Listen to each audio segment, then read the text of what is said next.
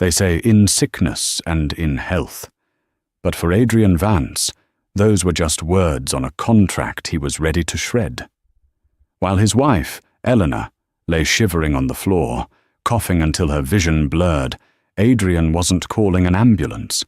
He was silencing his phone to listen to the laughter of another woman. He thought Elena was a burden, a fading flower in his perfect garden. He thought he could discard her and replace her with someone younger, brighter, and healthier. But Adrian Vance forgot one thing. A woman who survives the fires of hell comes back not as ash, but as a diamond.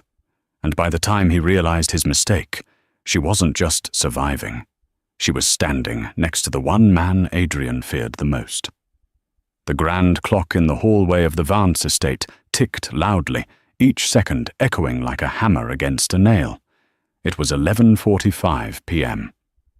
Elena Vance sat at the head of a mahogany dining table that stretched out long enough to seat 20 people. Tonight, it was set for two. 2 crystal wine glasses, 2 bone china plates rimmed with gold, and a centerpiece of white lilies, Adrian's favorite, though he likely wouldn't remember that. The food, a slow-roasted duck prepared by their private chef hours ago, was now cold and congealed under the silver serving dome. Elena shivered, pulling her cashmere shawl tighter around her thin shoulders. The central heating was set to 75 degrees, yet the cold seemed to radiate from her bones outward. Elena looked up. It was Mrs. Higgins, their housekeeper for the last 5 years. The older woman's face was pinched with worry. "Mr. Vance, he hasn't called?" Elena offered a weak, pale smile. "He's busy, Mrs. Higgins. The merger with Oakhaven Tech is in its final stages. He loses track of time." "It is your 5th anniversary, Mrs. Vance," Mrs. Higgins said softly, stepping closer to pour warm tea into Eleanor's empty wine glass. "Even a busy man has a calendar."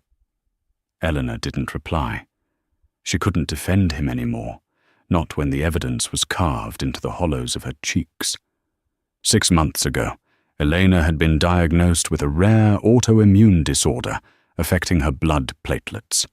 It drained her energy, left her bruised at the slightest touch, and required aggressive, exhausting treatments. Before the sickness, she had been Adrian's partner in every sense. They had built Vance Global together. She was the one who charmed the investors, who proofread the contracts, who smoothed over Adrian's jagged edges. But as her health declined, so did his affection. He didn't look at her with love anymore. He looked at her like she was a broken appliance he couldn't figure out how to return.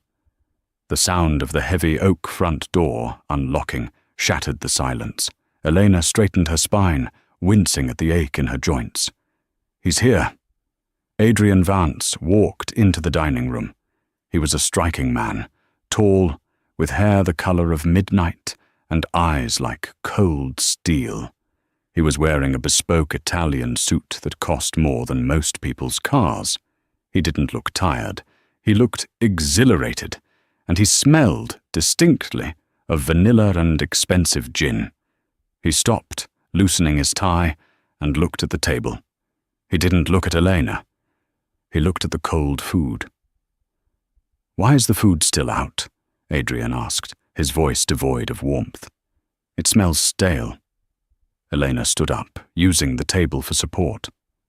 "Happy anniversary, Adrian." Adrian paused, his hand halfway to unbuttoning his collar. He looked at her then, really looked at her. But there was no softness. His gaze swept over her pale skin, the dark circles under her eyes, the way her dress hung loosely on her frame. "Right," he said, checking his Rolex. "The 5th. I forgot." "I waited," Elena whispered. "I was working, Elena. Someone has to keep this empire running, since you decided to retire to the sickbed permanently." The cruelty of the remark was like a physical slap. "I didn't decide to get sick, Adrian. The doctors say if the treatment works, if If, Adrian snapped, walking to the sideboard to pour himself a scotch. I hear if every day. I come home to a hospital ward, Elena. It's depressing. Do you know how hard it is to close a billion-dollar deal and come home to this? He gestured vaguely at her, as if her existence was the inconvenience. I'm sorry my dying is inconveniencing your schedule, Elena said, a spark of her old fire igniting. Adrian slammed the glass down. Don't be dramatic. You aren't dying, you're just weak. You've let yourself go. Look at you. He pulled a velvet box from his pocket. For a second, Elena's heart skipped. He had remembered. He had bought a gift. He tossed it onto the table. It slid across the polished wood and stopped near the cold duck. Take it, he said. Happy anniversary. Elena opened the box with trembling fingers. Inside was a pair of diamond stud earrings. They were beautiful, objectively. But Elena didn't have pierced ears. She never had. Adrian knew this, or at least the Adrian of 5 years ago knew this. I can't wear these, Adrian, she said softly. Why not? They're 5 carats. My ears aren't pierced. Because of the clotting disorder, the doctor said I can't risk infection right now. Adrian rolled his eyes, a gesture of pure exhaustion. God, everything is a production with you. Give them to Mrs. Higgins, then. I'm going to shower. Sleep in the guest room tonight, Elena. Your coughing kept me up last night, and I have a meeting with Julian Thorne tomorrow. I need to be sharp. He walked out, leaving her alone with the diamonds and the cold food. As he passed her, the scent of vanilla hit her again. Stronger this time. It wasn't a perfume she owned. Elena closed the velvet box. A single tear escaped, hot and stinging against her cold cheek. She realized then that the earrings weren't a mistake. They were a regift, a careless afterthought purchased for someone else, or perhaps rejected by someone else. The next morning, the sun shone brightly over the city, but the atmosphere inside the Vance penthouse remained grey. Adrian had left before Elena woke up. She sat in the kitchen, staring at her schedule of medications. A blue pill for the pain, a white one for the inflammation, a monthly injection due today at the clinic. She picked up her phone. She needed a ride to the clinic. Usually the driver took her, but Adrian had texted earlier. Took the driver. Take an Uber. Elena sighed and opened her banking app to transfer some funds for the ride and the copay. Her breath hitched. The screen flashed red. Access denied. She tried again. Account frozen. Panic, cold and sharp, spiked in her chest. She dialed Adrian. It went straight to voicemail. She dialed his assistant, Jessica. Vance Global, Jessica speaking. Jessica, it's Elena. My card isn't working. I need to get to the clinic. There was an awkward pause on the line. Oh, Mrs. Vance. Mr. Vance gave instructions this morning to restructure the personal accounts. He said spending was getting out of hand and he needed to approve all transactions personally. He cut me off, Elena asked, her voice trembling. Jessica, I need my medication. It costs $4,000 a dose. I can't authorize that, Ma'am. Mr. Vance is in a lunch meeting at Le Jardin. Maybe you can go there and ask him. Le Jardin, the most exclusive French restaurant in the city. It was across town. Elena felt a wave of dizziness. She checked her purse. She had $40 in cash, enough for a cab to the restaurant, but not enough to get back. Thank you, Jessica, she whispered, and hung up. She dressed in the most professional outfit she could manage, a cream suit that used to fit perfectly, but now required a belt to stay up. She applied blush to hide the pallor of her skin. She wouldn't go to him as a beggar. She would go as his wife. The cab ride was nauseating. When Eleanor arrived at Le Jardin, the maître d', a man named Henri, who had known the Vances for years, looked at her with pity. "Mrs. Vance," Henri said, blocking her path slightly. Perhaps this isn't a good time." "I need to speak to my husband, Henri. It's a medical emergency. He is dining in a private booth." Elena pushed past him. Her desperation gave her a momentary burst of adrenaline. She walked through the plush, carpeted dining room, scanning the booths. She found him in the corner, near the patio windows. Adrian was laughing. His head was thrown back, his smile wide and genuine, a smile Eleanor hadn't seen in 2 years. Sitting across from him was a woman. She was everything Eleanor currently was not. Chloe Sinclair. Eleanor knew her. Chloe was the new VP of marketing at Vance Global. 26 years old, glowing skin, vibrant red lipstick, and a laugh that sounded like wind chimes. She was wearing a sleeveless dress that showed off her tanned, healthy arms. And on her ears, Elena froze. The diamond studs, the ones Adrian had tossed on the table last night. Chloe was wearing them. Adrian reached across the table and took Chloe's hand. "You're the only one who understands the vision, Chloe. Elena, she's stuck in the past. She's dead weight." "Don't say that, Adrian," Chloe purred, though her eyes danced with triumph. "She's sick. It's sad. It's not just sickness. She's given up. I need someone who can run at my pace. Someone like you." Elena felt the world tilt. The sounds of the restaurant, clinking silverware, low chatter, blurred into a high-pitched ring in her ears. She gripped the back of a nearby chair to steady herself. "Adrian," she said. Her voice was barely a whisper, but in the sudden silence of the booth, it sounded like a scream. Adrian's head snapped up. His face went from joy to shock, and then instantly to cold fury. He snatched his hand away from Chloe's, but the damage was done. "What are you doing here?" he hissed, standing up. "I told you I was in a meeting." "Is this the meeting?" Elena gestured to Chloe, then pointed a shaking finger at the earrings. "With my anniversary gift?" Chloe touched her earlobe, feigning innocence. "Oh, these?" Adrian said they were just a thank you for the quarterly report. "Go home, Elena," Adrian growled, stepping out of the booth to block her from the other diner's view. "You're making a scene. You look like a ghost." "You froze my accounts, Adrian. I can't get my treatment. We'll discuss finances at home, not here." "I need the medicine now. I missed my appointment," Elena cried out. Adrian grabbed her arm. His grip was too tight. "I said go home. Stop acting like a charity case. I'll transfer the money tonight. Now get out before you embarrass me further." He shoved her. It wasn't a violent throw, but in her weakened state, it was enough. Elena stumbled back. Her heel caught on the carpet. She fell. It wasn't a graceful fall. She hit the floor hard, her hip slamming against the wood. A gasp went through the restaurant. "Oh my God," Chloe said, not moving to help. "She really is unstable." Elena looked up from the floor.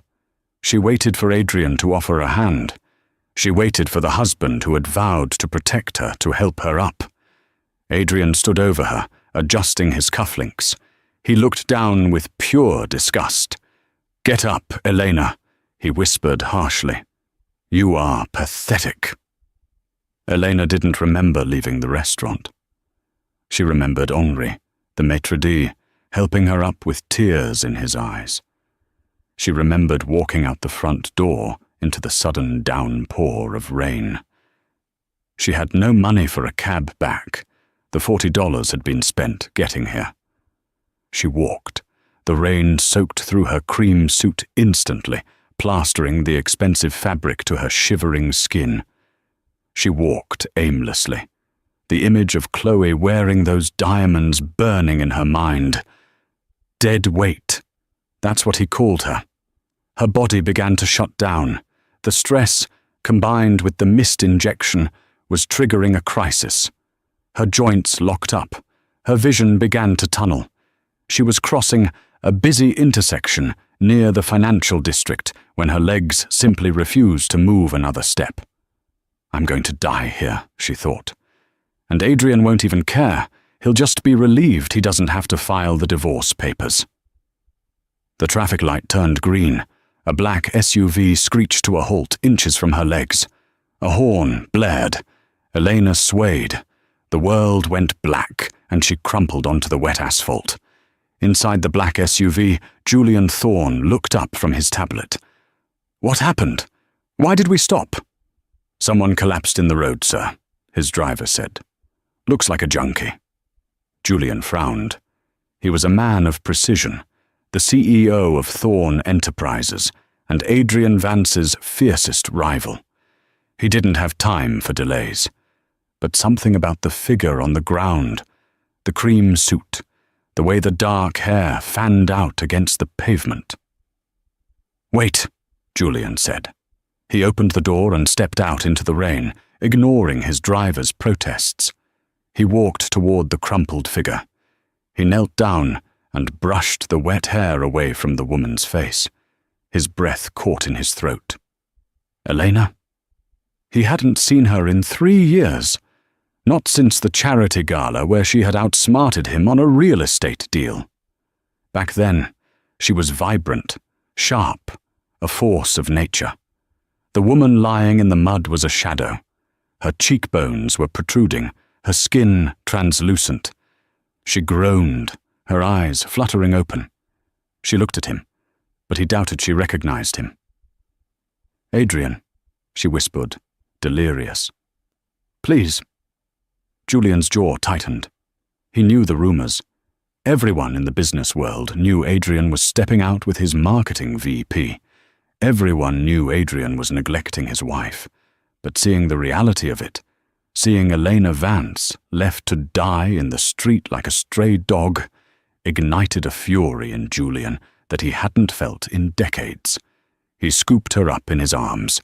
She felt terrifyingly light, like a bird made of hollow bones. "Driver!" Julian roared, carrying her toward the car. "Call Dr. Aris. Tell him to meet us at my private clinic. Now." "But sir, the meeting with the Japanese investors." "Cancel it!" Julian snapped, sliding into the back seat with Eleanor cradled against his chest. He pulled off his heavy wool coat and wrapped it around her shivering body. Eleanor's head lulled against his shoulder. She was freezing cold. "You're safe," Julian whispered into her hair, his voice surprisingly gentle. "I've got you." He looked out the window at the rainy skyline of the city Adrian Vance thought he owned. Julian pulled out his phone and sent a text to his head of security. "Find out everything about Adrian Vance's finances, and find out exactly what he's been doing while his wife was dying. I want to bury him." As the car sped away, Elena fell into a deep unconsciousness, leaving her old life on the wet pavement behind her. The first thing Elena felt was warmth. It wasn't the stifling, dry heat of the Vance estate's central heating, but a gentle, enveloping warmth, like sunlight trapped in a blanket. She blinked her eyes open. The ceiling above her was high and painted with a soft fresco of clouds, nothing like the stark white minimalism Adrian preferred. The steady, rhythmic beep, beep, beep of a heart monitor told her she wasn't in heaven, but she wasn't in a standard hospital room either. "She's awake." A deep voice rumbled from the corner of the room. Elena turned her head. Sitting in a leather armchair, reading a file with reading glasses perched on his nose, was Julian Thorne. Panic spiked in her chest. She tried to sit up, but a gentle hand pushed her back down. A doctor she didn't recognize was standing by the bed. "Easy, Mrs. Vance," the doctor said. "I'm Dr. Aris." You've been unconscious for 3 days. Your platelet count was critically low. You were in septic shock. 3 days? Elena looked at Julian. Why? Why am I here? Julian closed the file and took off his glasses. He looked tired, his shirt sleeves rolled up, revealing forearms that looked like they actually did manual labor, unlike Adrian's manicured limbs. Because the hospital had a mandatory reporting policy for neglect, Julian said calmly, though his eyes were flinty. And I didn't think you wanted the police knocking on Adrian's door just yet. So, I brought you to my private wing. Adrian. Elena's voice cracked. Does he know? Julian stood up and walked to the bedside. He hesitated, then pulled out his phone. I debated showing you this. Dr. Aris said it might cause stress. But I think you deserve the truth more than you deserve protection. He handed her the phone. It was a screenshot of Chloe Sinclair's Instagram story from yesterday. It showed Adrian and Chloe on a yacht, holding champagne flutes. The caption read, "Celebrating the big merger. Hard work pays off." Power couple. Vance Global. He hasn't called the police, Elena, Julian said softly. He hasn't called the hospitals. As far as I can tell, he told his staff you went to visit your sister in Vermont. I don't have a sister, Elena whispered, the phone shaking in her hand. I know. The realization hit her harder than the car could have. Adrian hadn't just ignored her. He had erased her. To him, her absence wasn't a tragedy. It was a convenience. He probably thought she was sulking in a hotel room somewhere. He didn't care enough to check. The tears didn't come. Instead, a cold, hard stone formed in the pit of her stomach. It was the death of hope, and strangely, it was liberating. Why are you helping me, Julian? She asked, her voice gaining a fraction of strength. You hate Adrian. You've been trying to buy him out for a decade. I do hate him, Julian admitted, a dark smirk playing on his lips. But I have never hated you. In fact, I've admired you. 5 years ago, the Valkyrie deal, the one where Vance Global acquired those shipping lanes in the Pacific? Yes, Elena nodded. I negotiated that. I know. Adrian took the credit, but I read the contract language. It had your syntax. It was brilliant. Adrian is a hammer. You were the scalpel.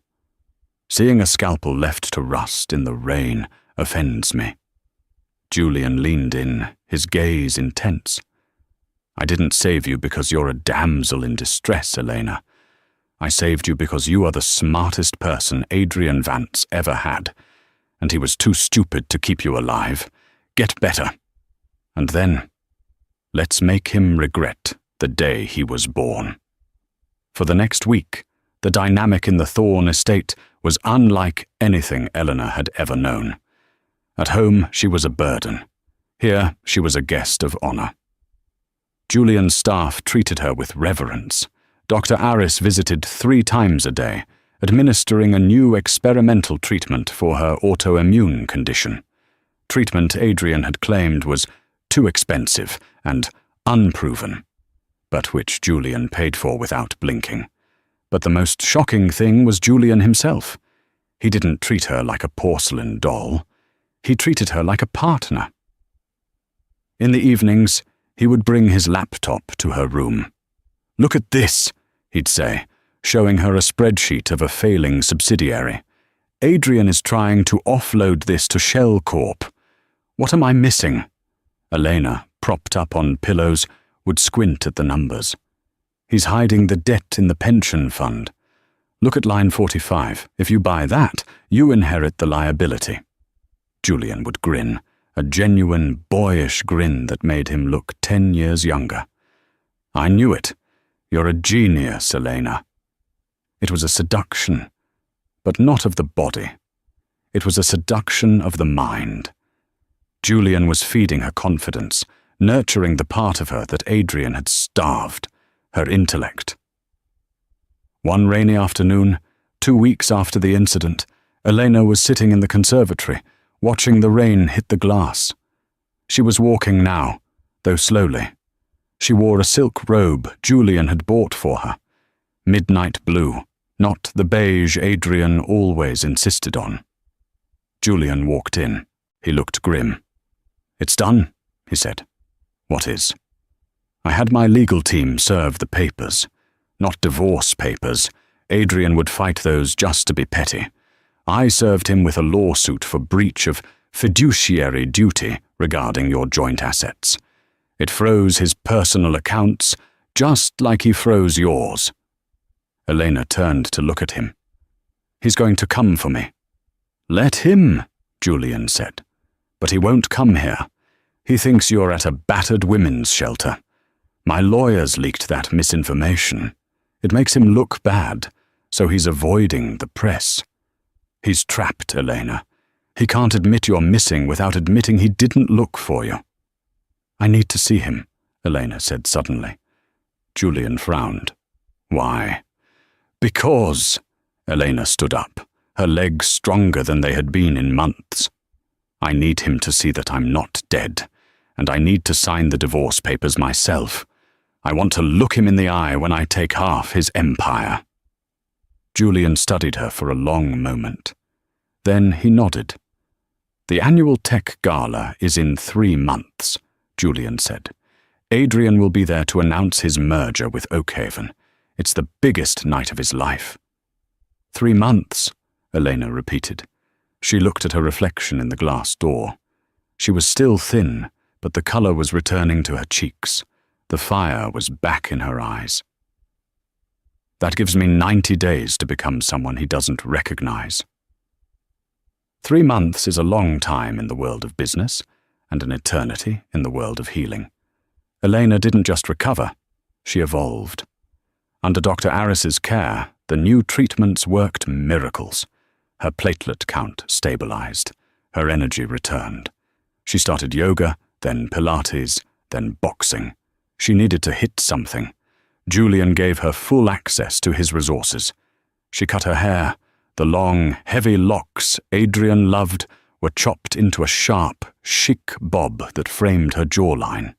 She dyed it a rich, dark chocolate. She threw away the beige and cream wardrobe Adrian preferred and filled her closet with crimson, emerald, and black. But the biggest change happened in the war room of Thorn Enterprises. Elena officially joined Julian as a silent consultant. She pored over Vance Global's public filings. She found the cracks in the foundation. "Adrian is over-leveraged," Elena told Julian one night over dinner.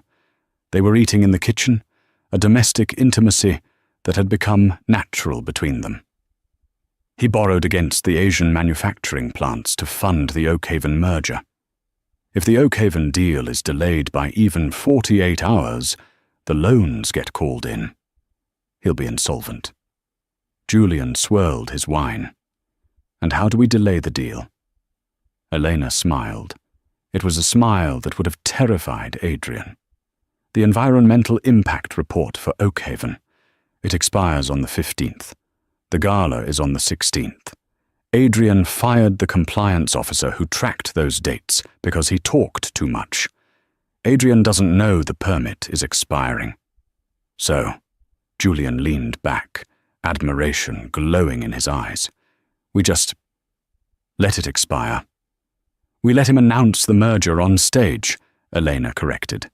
"And then, right after the applause dies down, you announce that you've bought the debt from the bank that holds the Asian plants." Julian laughed softly. "You are ruthless, Elena." "I learned from the worst," she replied. As the gala approached, the tension in the city was palpable. Rumors were swirling about Adrian Vance. His perfect relationship with Chloe was showing cracks. Without Elena to manage his life, Adrian looked disheveled in paparazzi photos. Chloe was bored by the boardroom and spent his money faster than he could make it. The night of the gala arrived. It was held at the Metropolitan Opera House. The red carpet was swarming with reporters. Adrian Vance arrived in a limousine. He stepped out, forcing a smile. He looked thinner, his eyes darting around nervously. Chloe hung on his arm, wearing a dress that was too loud and too revealing for a corporate event. She was checking her reflection in her phone, ignoring the press questions. "Mr. Vance! Mr. Vance! Where is your wife?" a reporter shouted. "Elena is still recovering in the countryside," Adrian lied smoothly, though sweat beaded on his forehead. "She sends her love." Inside the ballroom, the elite of the business world gathered. Adrian worked the room, but he was sweating. He needed this merger to close tonight. Suddenly, the room went quiet. The heavy double doors at the top of the grand staircase swung open. Julian Thorne stepped in. He looked impeccable in a tuxedo, radiating power and calm. But no one was looking at Julian. They were looking at the woman on his arm. She wore a gown of liquid gold that clung to every curve of her healthy, strong body. Her back was bare, her skin glowing. Her dark hair was sharp, her lips painted a deep blood red. She wore no jewelry except for a pair of vintage emerald earrings that matched her eyes. She didn't look like a victim. She looked like a queen. Adrian froze mid-sentence. He dropped his champagne glass. It shattered on the marble floor, but he didn't hear it. "Who is that?" Chloe asked, squinting. "Is that a model?" Adrian felt the blood drain from his face. "No," he whispered, his voice trembling with a mixture of horror and sudden, agonizing desire. "That's my wife." Elena and Julian began to descend the stairs. Every eye was on them. Elena locked eyes with Adrian across the room. She didn't flinch. She didn't look away. She smiled. It wasn't a warm smile. It was the smile of the executioner greeting the condemned. Julian leaned down and whispered in her ear, loud enough for the people nearby to hear. "Ready to take back what's yours?" "I don't want it back, Julian," Elena replied, her voice smooth and confident. "I want to burn it down." They reached the bottom of the stairs. The crowd parted, creating a path directly to Adrian. Adrian took a step forward, his mind reeling. "Elena, you look alive?" Elena finished for him. She stopped 2 feet away from him. The scent of her expensive perfume, sandalwood and jasmine, Julian's favorite, wafted over him, replacing the cloying smell of vanilla he used to like. "You're supposed to be in Vermont," Adrian stammered. "And you're supposed to be a faithful husband," Elena said, her voice carrying through the silent room. "We both seem to be full of surprises." "Elena, baby." Adrian tried to touch her arm, his charm reflex kicking in. "We need to talk. You look incredible. Let's go home." Chloe stepped forward, looking insecure and angry. "Excuse me? Who do you think you are?" Elena turned her gaze to Chloe. She looked at the mistress with not anger, but pity. "I'm the woman who built the throne you're trying to sit on," Elena said calmly. "And I'm the woman who is about to kick the legs out from under it." She turned back to Adrian. "Enjoy your speech, Adrian. I'll be listening very closely."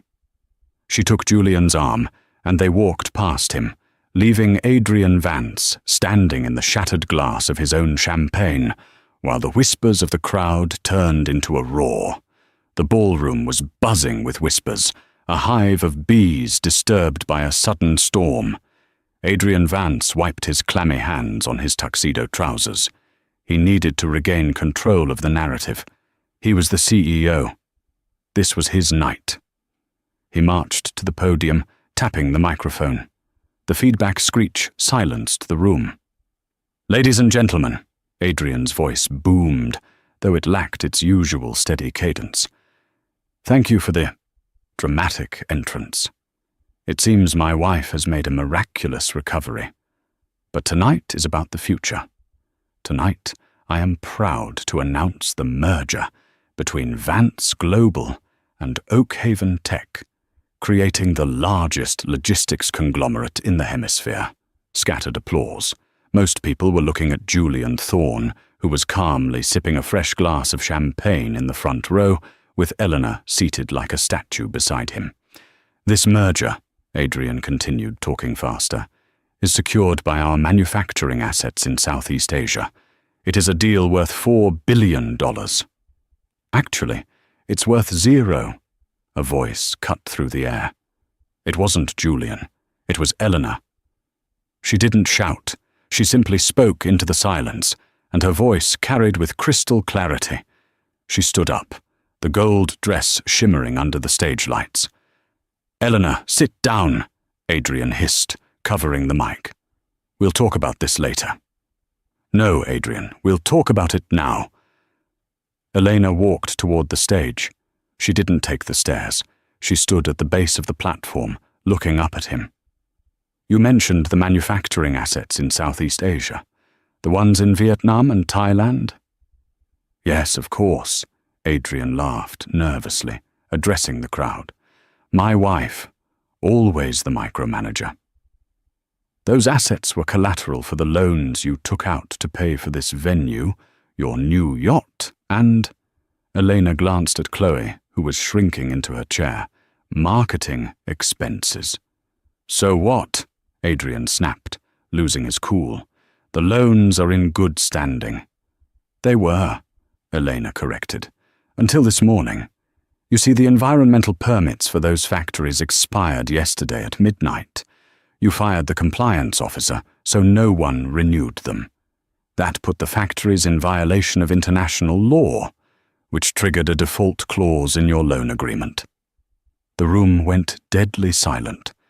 The investors in the room knew exactly what that meant.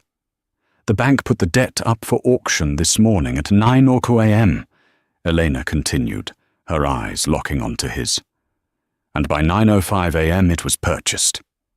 Adrian gripped the podium. His knuckles were white. "Purchased? By who?" Julian Thorne stood up. He buttoned his jacket slowly, a predator rising from the grass. "By Thorne Enterprises," Julian said, his voice deep and amused. "Which means, Adrian, I now own your factories, and since you defaulted, I'm calling in the debt. Immediately." You can't," Adrian stammered. He looked at the Oakhaven CEO, Mr. Sterling, who was sitting at a VIP table. "Sterling, tell them the deal is signed." Mr. Sterling stood up, looking furious. "The deal was contingent on those factories being operational, Vance. If you don't own them, you have nothing to sell me. The deal is off." "No!" Adrian screamed, the veneer of the sophisticated CEO shattering completely. "I have the patents. I have the fleet." "Actually," Elena interrupted again, "the patents were registered under the Vance Family Trust. My trust. You transferred them there 3 years ago for tax purposes. Remember? You said I was too stupid to touch them, so they'd be safe." She smiled, a cold, terrifying expression. "I've revoked your license to use them, effective immediately." The crowd gasped. In the span of 3 minutes, Adrian Vance had gone from a billionaire to a man with no assets, massive debt, and no product. Adrian looked around the room. He saw the pity in the eyes of his peers.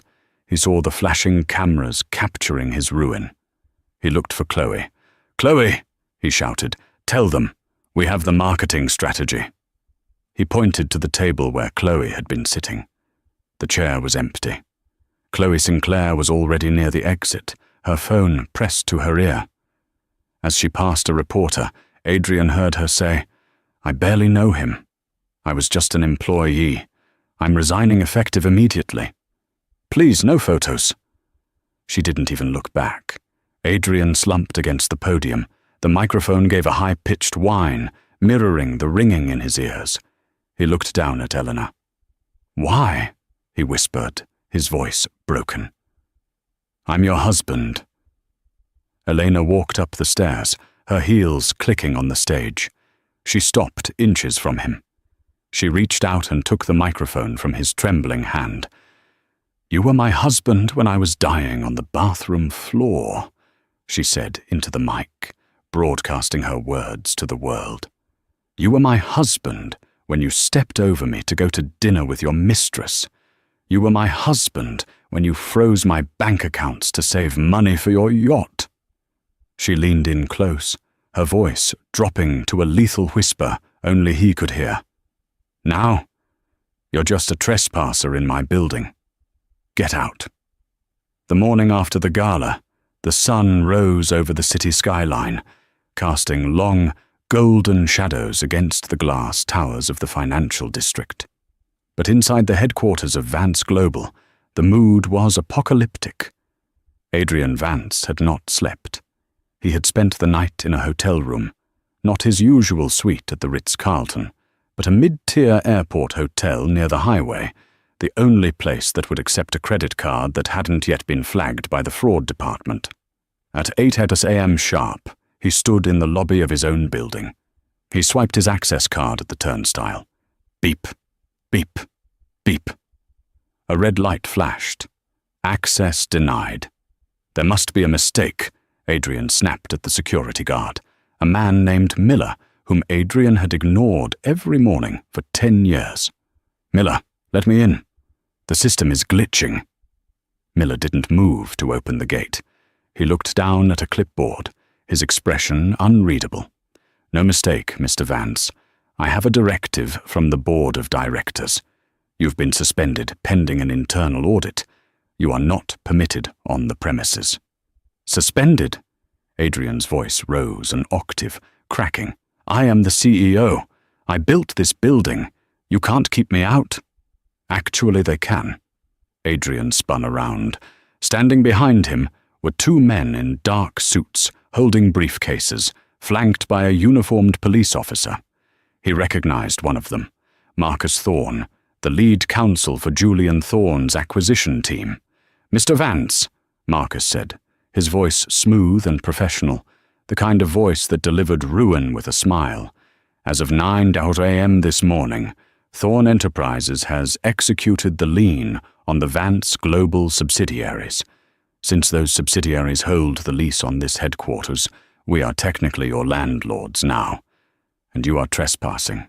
"This is illegal," Adrian hissed, sweat beading on his forehead, despite the air conditioning. "I'll sue you. I'll sue Julian. I'll burn this place to the ground." "You're welcome to try," Marcus replied, handing him a thick envelope. "But I suggest you save your legal fees for your defense. The Securities and Exchange Commission has opened an investigation into your transfer of patents to the family trust. Tax fraud is a serious allegation, Adrian." The police officer stepped forward. "Sir, I'm going to have to ask you to leave the property, or I will be forced to escort you out in handcuffs." Adrian looked around the lobby. Employees were streaming in, people he had hired, people he had screamed at, people he had underpaid. They stopped to watch. Some pulled out their phones to record. There was no pity in their eyes, only a morbid curiosity. Humiliated, Adrian snatched the envelope and stormed out the revolving doors. As he hit the sidewalk, a paparazzi flash blinded him. They were waiting. The headline on the newsstand kiosk screamed in bold black letters, "Vance vanquished, the billion-dollar bluff." The collapse was not a slow slide. It was a freefall. By noon, the bank had foreclosed on the penthouse. The mortgage payments had been tied to the company's stock performance, a risky clause Adrian had signed in arrogance, believing the stock would only ever go up. When the share price hit $2.40 a share, the trigger was pulled. Adrian rushed to the apartment to salvage what he could. He found the locks already changed. A notice from the city marshal was taped to the mahogany door. He banged on the door until his fists bruised. "Open up! My watches are in there! My safe!"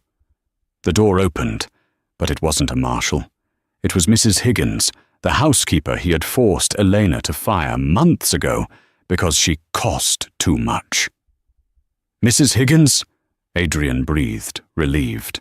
Thank God, let me in. I need to get the safe. Mrs. Higgins stood in the doorway, blocking his path.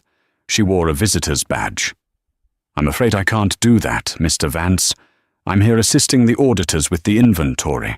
Everything inside is considered a seized asset. But my clothes, my passport. The auditors have packed a box of personal essentials for you, she said, pointing to a cardboard box sitting in the hallway. Toothbrush, 2 suits, some underwear.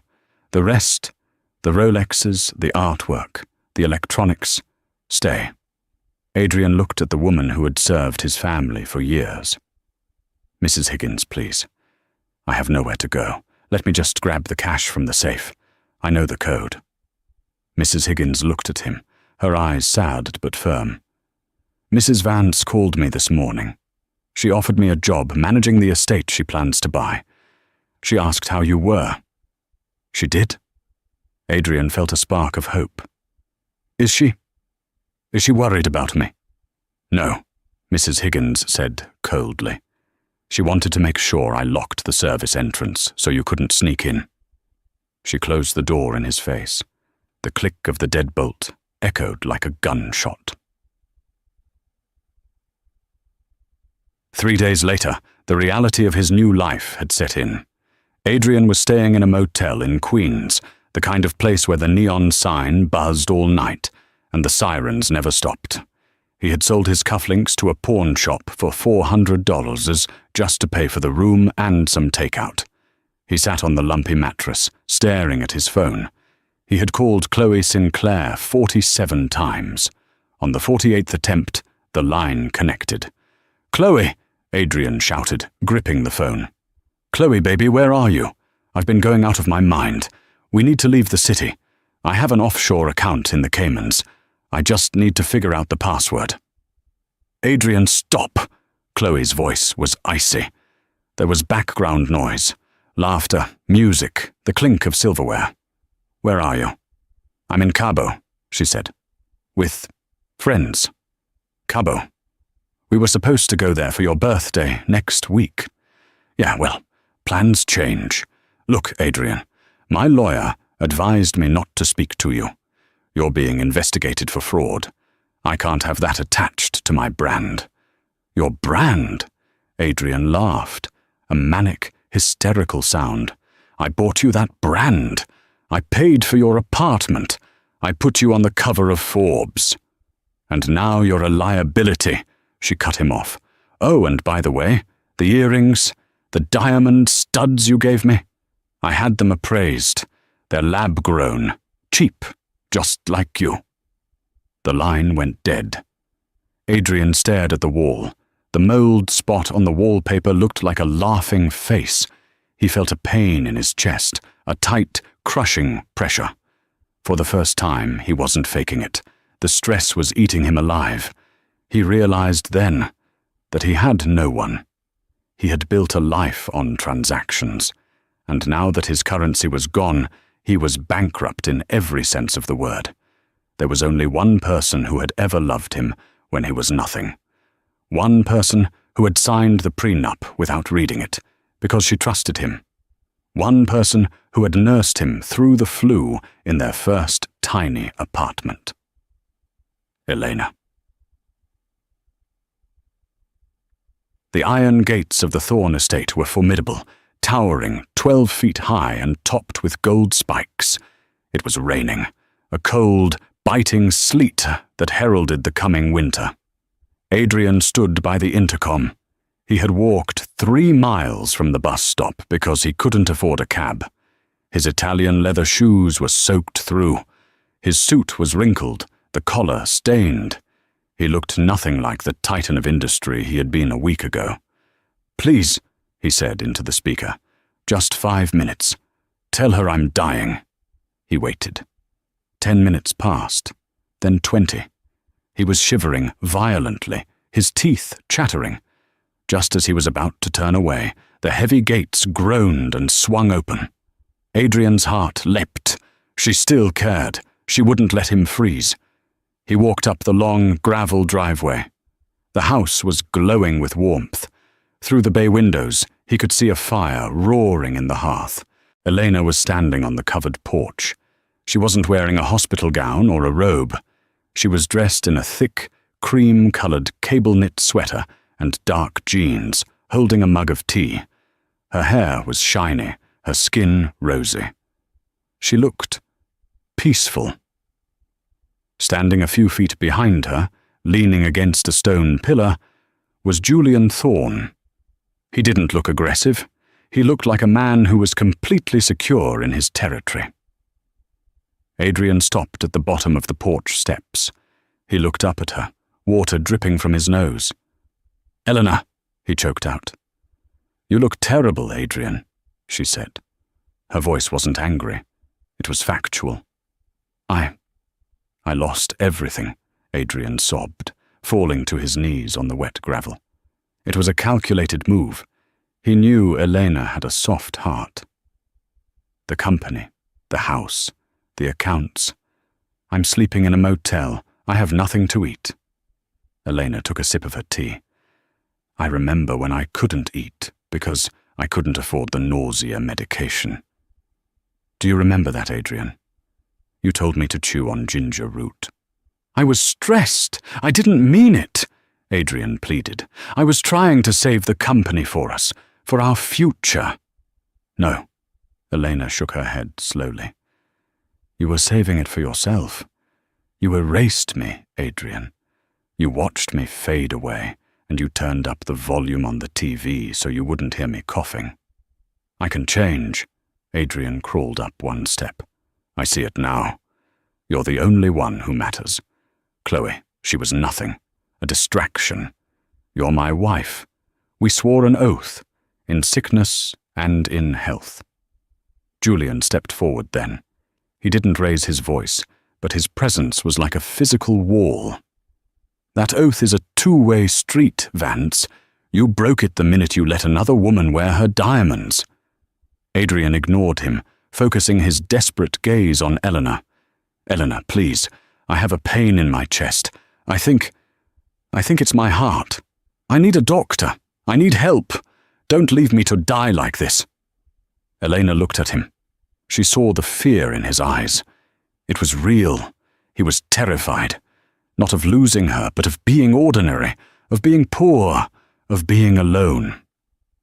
She set her mug down on the railing and walked down the steps until she was standing right in front of him. She smelled of sandalwood and rain. "I won't leave you to die, Adrian," she said softly. Adrian let out a breath of relief. "Thank you." "Oh, thank you. I knew you still loved me." "I didn't say that," Elena corrected him. "I said I won't let you die, because death is an escape, and you have a long time to live with what you've done." She reached into her back pocket and pulled out a small, white business card. She tucked it into the breast pocket of his soaked suit jacket. "Dr. Aris runs a free clinic downtown on 4th Street, she said. "He treats the uninsured. He treats people who have been forgotten by the system. Go there. Stand in line. Wait your turn like everyone else. He'll check your heart."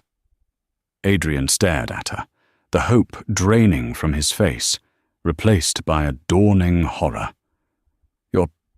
You're not taking me back?" "The Elena you married is gone, Adrian. You killed her." She stepped back, ascending the stairs to where Julian waited. Julian wrapped an arm around her waist, pulling her into his warmth. "Go now," Elena said, her voice final. "Before I call the police for trespassing. And Adrian?" He looked up, broken. "Try the ginger root. It really does help with the nausea."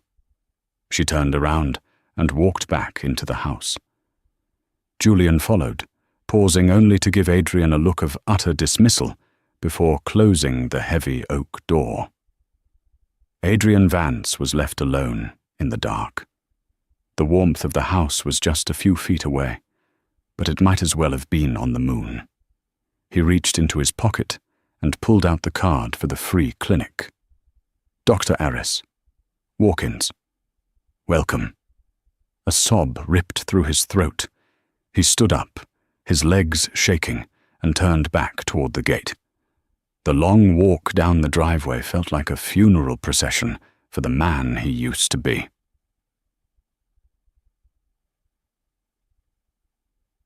Inside the house, the silence was comfortable. Elena sat on the sofa, tucking her legs under her. Julian sat beside her, adding a log to the fire.